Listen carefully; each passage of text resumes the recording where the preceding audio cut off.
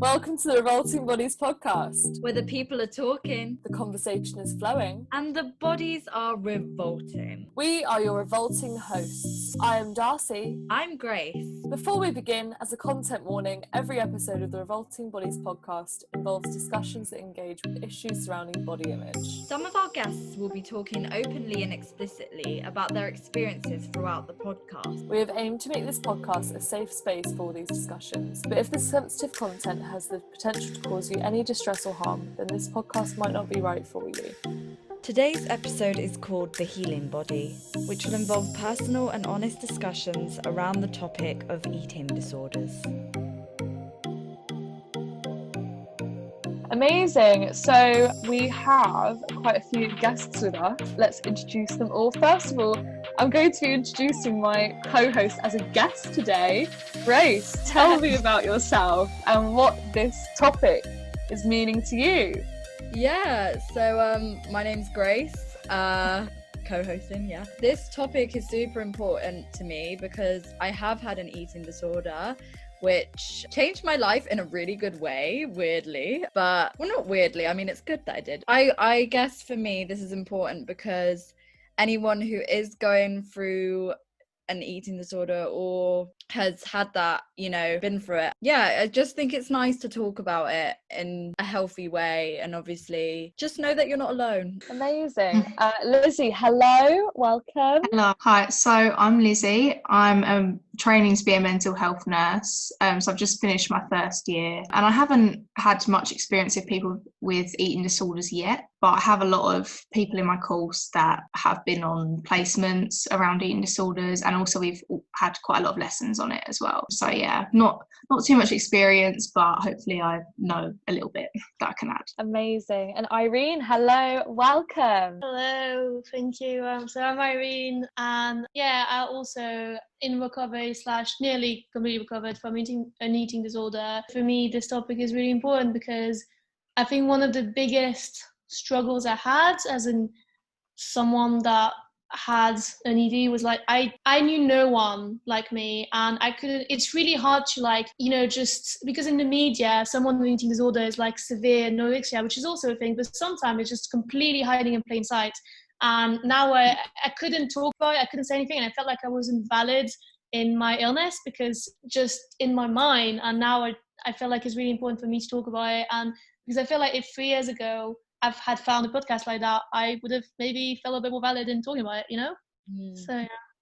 Amazing. So let's get started. Let's get the sort of facts in there. So what is an eating disorder? What does that mean?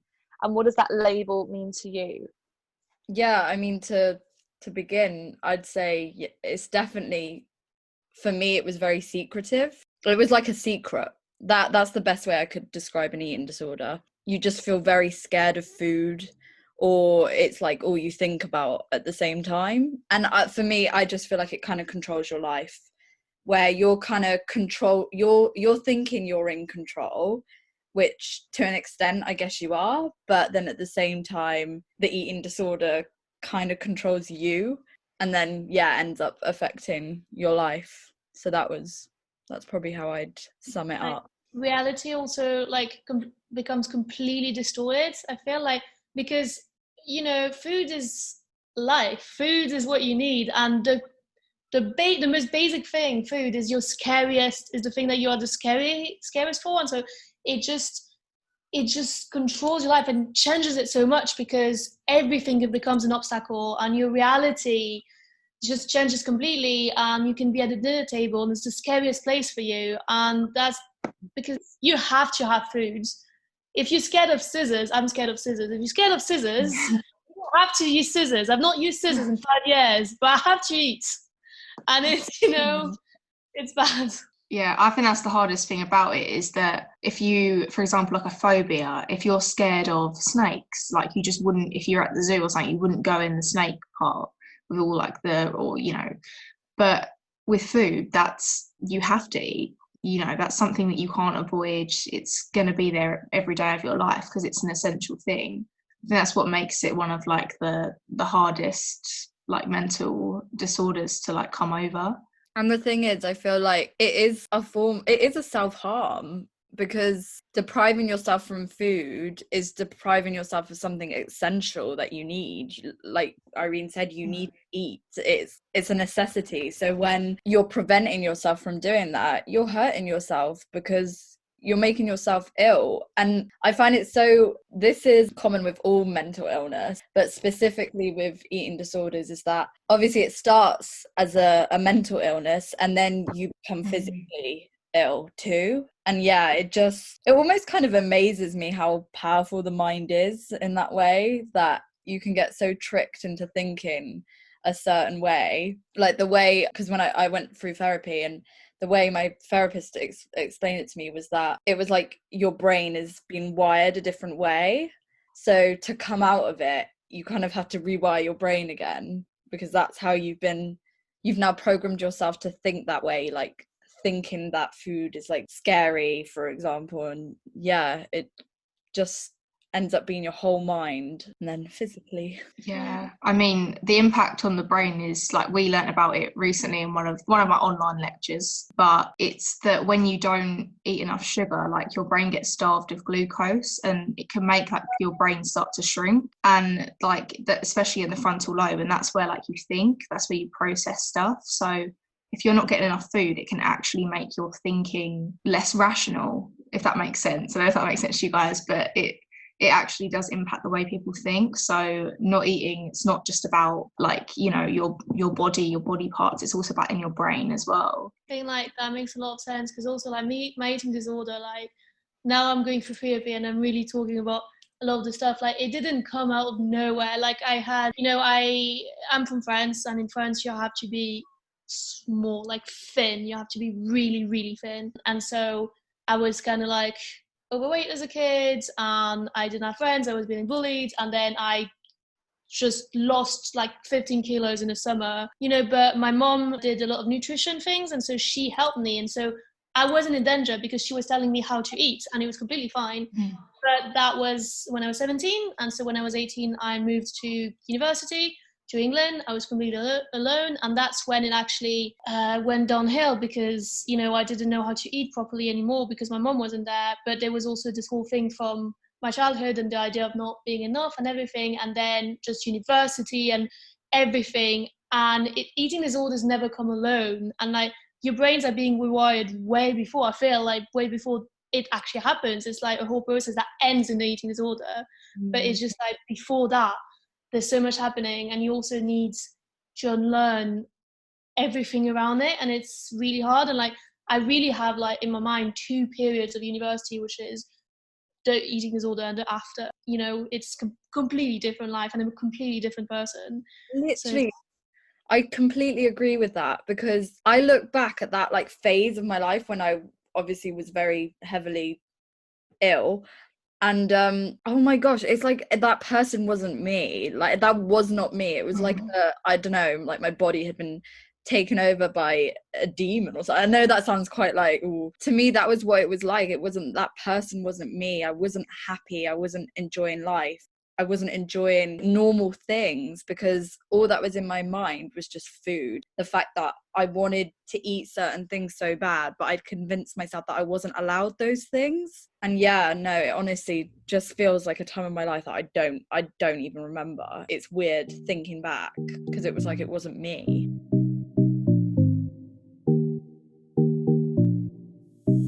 What are the misconceptions about eating disorders, and what do you want people to know about eating disorders that they don't already know? A thing that I like to talk about is how to kind of spot someone that might be dealing with an eating disorder that doesn't show. Because one of the things I always do, because that was my thing when I was very ill, is when there was food being passed around, I would always say no. But there's a way that you say no, because someone with eating disorder will say no like they want it, or like they're scared, or like they're in danger. And that's the thing that I always do. Like so basically I directed a show like 3 years ago that was about people around a meal table, and so they had to eat, and so I had to check in a, you know, sneaky way that they were going to be okay eating, because if not, we had to find another way. And so there was actually someone that was feeling one at the time. So what I just did is I passed cookies to everyone in the first rehearsal, and one person just couldn't have anything. And I went to talk to that person afterwards, being like, hey, I'm recovering too. And in fact, yeah, she did too. And I've used that ever since, the idea of just giving food and seeing how they react. And it's in this nice way of being like, you know, it's not aggressive. It's not, are you ill? It's more just, you know, chill, way to like know how to deal with them, if that makes sense. Like, and yeah, no, definitely. I feel like, especially when you're in an eating disorder, because like I said, it is like, personally for me, it was quite secretive. I didn't want anyone to know what I was thinking. When people kind of like clocked on, they were like, yeah, there's something wrong with you, I just kind of came up with all these excuses like, oh no, I'm just really healthy now, like stuff like that. I guess, yeah, it would have been nice to just someone approached me in a way that just like really had empathy in that sense, and really said, I know this is shit, but you can get out of it. Another thing I want to pick up on is the idea of being really healthy, because the thing that was really bad, problematic for me was when I was in the pits of the eating disorder, I call it, and I would only eat like fruits and bread. And so basically people were like, wow, you're so healthy. I wish I was like you. I wish I was as healthy as you.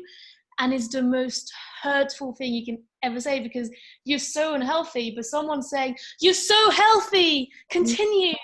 And it's this mind-boggling thing. Yeah. It's literally like not healthy. You're so like you're malnourished in a way, because you're only getting certain food groups, and you're not getting that balance of sugars and junk food. You need all these extra things to, like you said, Lizzie, like it's a brain thing, like sugars and stuff. It really, you need it to just think properly. You need to have enough sugar. So it's just, but it's almost like the compliments that you guys were getting were making you think, oh, this is okay. Like, do you know what I mean? People are telling you because you look okay, you must be okay. You know, that's not always the case. And I think a lot of people, when they think of eating disorders, they think of anorexia immediately, but it's not just anorexia. I mean, bulimia is one of the ones that's really hard to spot, because a lot of people who have it are healthy weight. But obviously, you know, people might eat in front of you. You don't know if they're going to go and purge afterwards, you know. So it's just, I think a lot of it is very secretive and private, and you don't know, it's hard to know what's going on with someone, isn't it?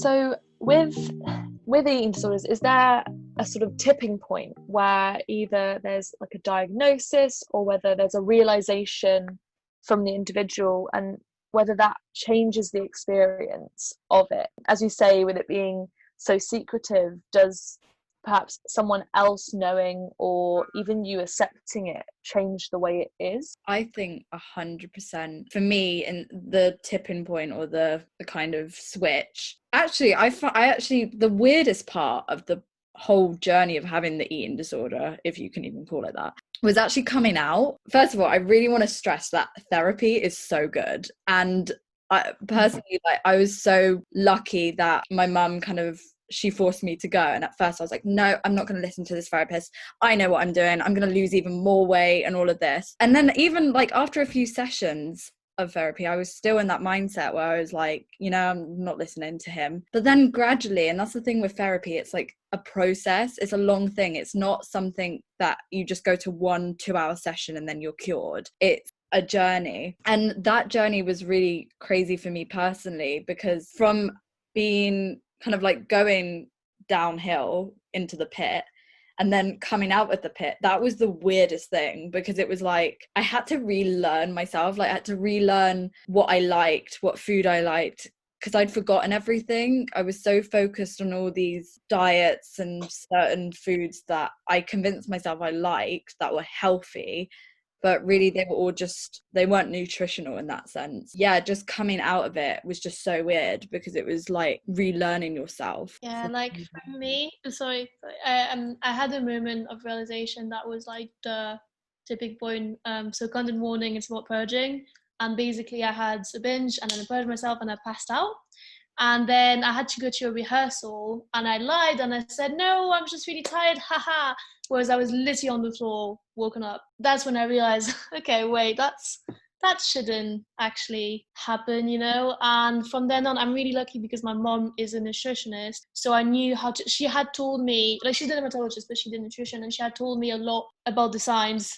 So I managed to just kind of force myself out of the pit, but it was still a many years process. But that was like, it had to get to that balance, and I didn't come out to my parents about having had an eating disorder until lockdown, which was literally 3 years after that point. It was literally like, because it was so hard for me to just tell them, especially because they weren't around. I was in university, so I could just hide. And it, you know, my parents are lovely, but because they care for me that much, I didn't want to say, you know, this happened to me. And it was just, there was a tipping point because I put on a lot of weight due to the end of my eating disorder and due to lockdown. And so my dad's made a, like, he was like, oh, we should stop buying brioche for breakfast because you're gonna get fatter. And I like just exploded, and I was like, there's been that and that and that, and like, how dare you. And they both took it really well, and now they're teaching me how to cook properly because I'm a really bad cook. And they're both like, it's really good because they're both helping me not fall in that pit again, especially when I leave home, because I've been at home for like 6 months now due to lockdown. So it was a really, really powerful moment where we became very much closer, but it took me so long, even after I was completely recovered. So it really depends on the individual, basically, I guess. And it's really, yeah, it's tough. No, yeah, I completely agree. It's just, it's a long process, the whole thing. I feel like I've reached a point now where I love food. I have such a great relationship now with food and my body. Like, because I was always like that. I just didn't care about kind of body image. I was just me, like a happy soul living life, you know. I wasn't thinking about, you know, the way I looked to impress anyone. I was never like really into like impressing boys either. That wasn't I just didn't care. But yeah, I think that's what I always kind of like look at the positives of a bad situation, and so much positive things came out of that for me. Like, in terms of, I learned how to cook whilst I was really ill, because I one of the like characteristics of my eating disorder was that I didn't want anyone to cook food for me. Like, I told my parents, like, stop cooking food for me, I'm managing everything on my own, because that was what I was in control of, was my food. So yeah, coming out of that, learning how to cook was huge for me in that. And yeah, now I just love food. I think it's great.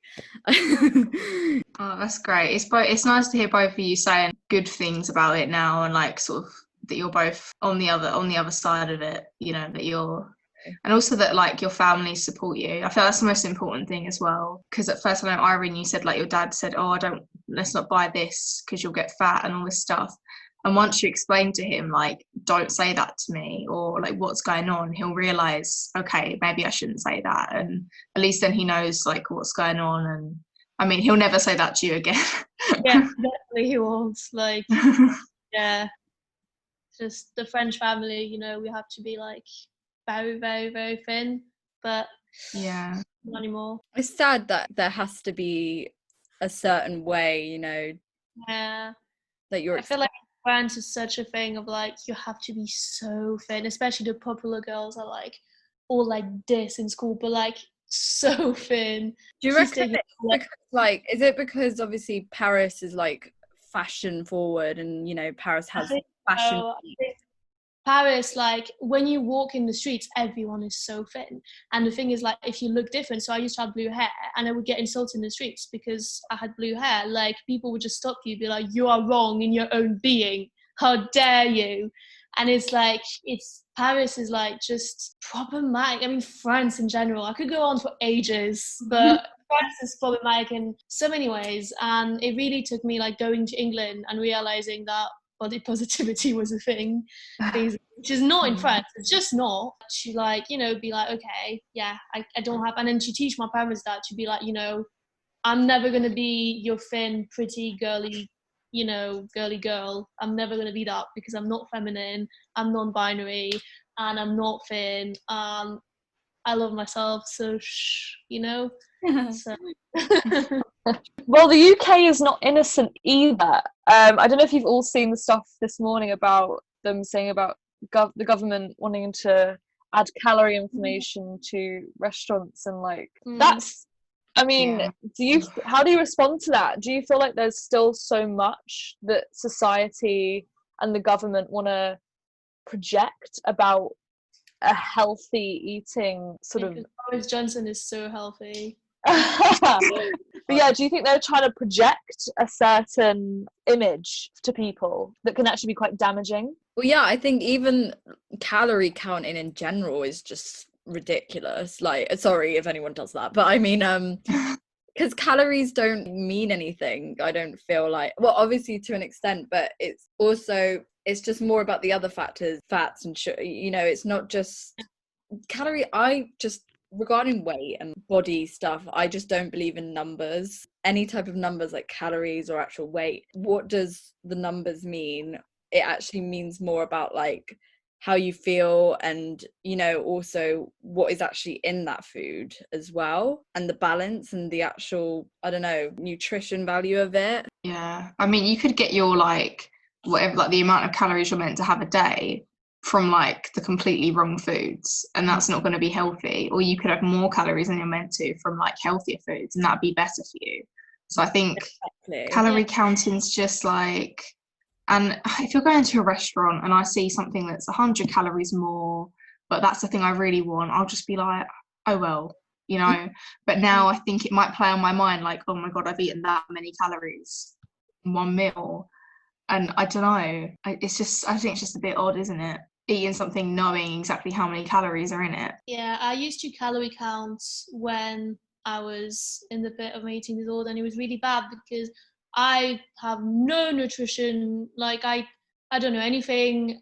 So I would think that maybe 1,800 calories, that was good for the day, which was also my way of controlling it. And obviously it's very, very low. And the issue is like, I knowing myself, I know I can get very obsessed with things and with numbers, and that if someone give me a number, I'll probably play it in my mind very much. So I'm in recovery, like it's, I don't think I'll ever fall back because I think it's been a while now. But for someone that is trying to recover, for someone that is trying to not fall in the pit, for someone that is in the pit, it could be very, very dangerous.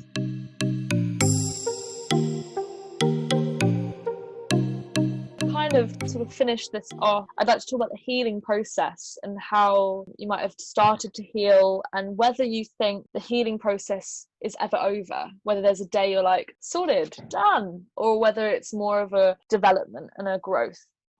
So for me, like the healing process is like symbolized by cookies, because cookies were the first thing that made me anxious, and cookies were the last thing I could actually eat without being anxious. And I think for me, because I was very obsessed with the idea of pure foods and needing to eat pure things, and so I kind of started regaining it by having a little bit of forbidden, this is in brackets, you can't see it, but forbidden foods a little bit at the time. And it was going to restaurants and having a little thing that I actually did really want, and also saying that out loud very much so. There was a moment where it was really weird going to restaurants for me, because I was like, I love chicken nuggets. Chicken nuggets are the best. I can't wait to eat my chicken nuggets. It's going to be so great, because I was panicking. I was fully panicking about having those said chicken nuggets.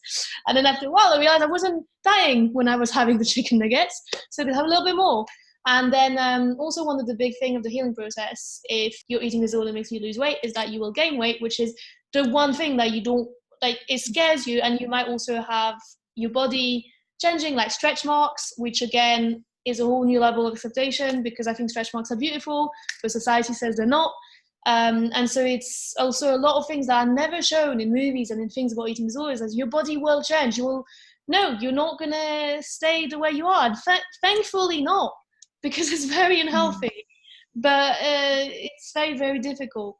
And I think that's one of the things to learn to accept. And one of the things I would talk to myself and be like, because sometimes I had something and I would have a panic attack, and I would just talk to myself and be like, it's okay, we'll try again tomorrow. And it's okay, we know that today wasn't the day, and we'll know that for next time, but you tried. And just talking to yourself, listening to yourself, and just eating disorders also being out of touch with yourself. So regaining your body, Yeah, I completely agree. I think, yeah, it is definitely, it's not just healing from the eating disorder, it's also a journey of self-love as well, and just loving yourself. I think it's an all-round. It also hugely depends on the people you surround yourself around as well.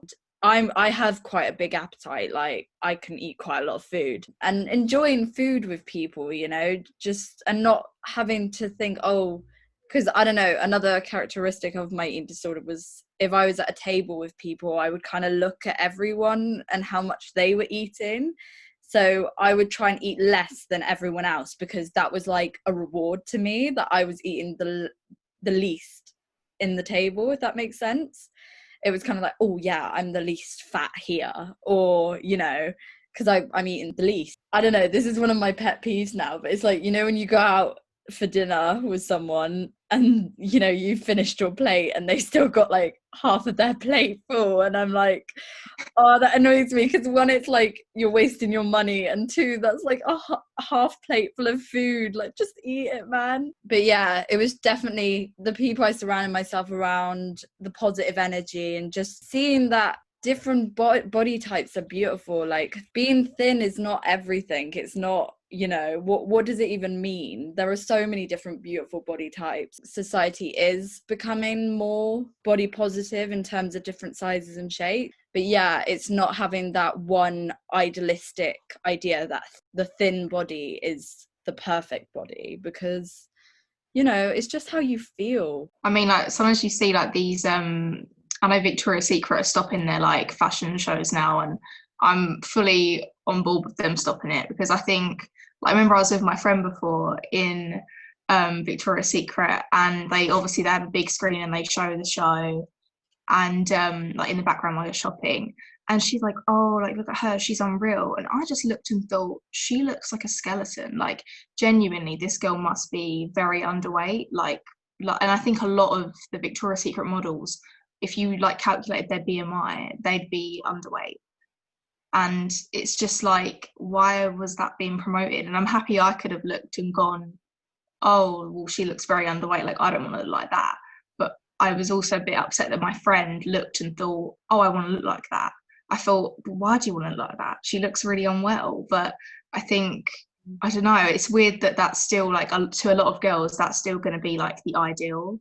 Like, they're going to look at that and they're going to think, oh, that's healthy, when it's them, a lot of them are underweight. Obviously not all models, you get a lot of slim people that are within healthy weight, but a lot of the Victoria's Secret models is very, very underweight.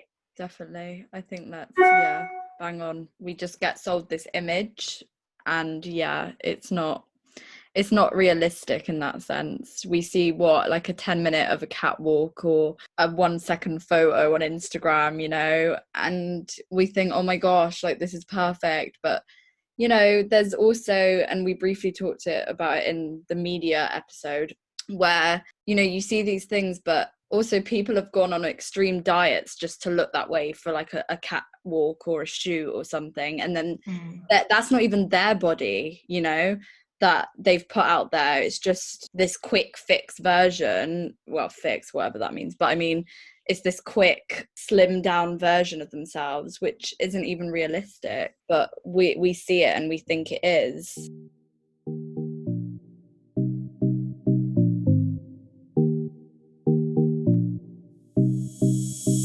If anyone's listening and is in the pits or is in recovery, I'm proud of you, I love you, and you can do it. So yeah, there is something after it, and it's really beautiful. So yeah, and I will stress this again, but obviously it's not for everyone, but honestly, don't be afraid of therapy, guys, because it's great. I loved it.